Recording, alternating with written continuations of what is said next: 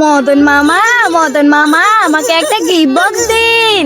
আরে বাচ্চা, তোমার গিফট বক্স লাগবে? দেখো মদন মামা কত সুন্দর গিফট বক্সের ভিতরে একটা খেলনা পেয়ে গেছে।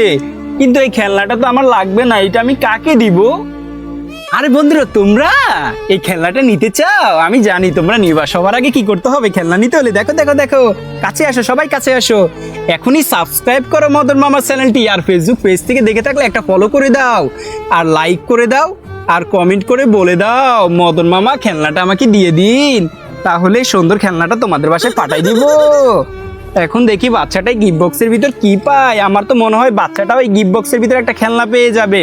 আর বন্ধুরা, তোমরা যদি এরকম গিফট বক্স নিতে চাও তাহলে এখনই সাবস্ক্রাইব করতে হবে মদন মামার চ্যানেলটি। এখন দেখি বাচ্চাটা ভিতরে কি পায়। আমার তো মনে হয় বাচ্চাটা আমার মতো একটা খেলনা পেয়ে যাবে। আরে ওয়াও, বাচ্চাটা তো একটা সাপের ডিম পেয়ে গেল, একটা সরকা পেয়ে গেল। আরে এইটা কি? বাচ্চাটা তো কত সুন্দর একটা লিচু পেয়ে গেল। এই নাও বাচ্চা, সব কিছু তোমার।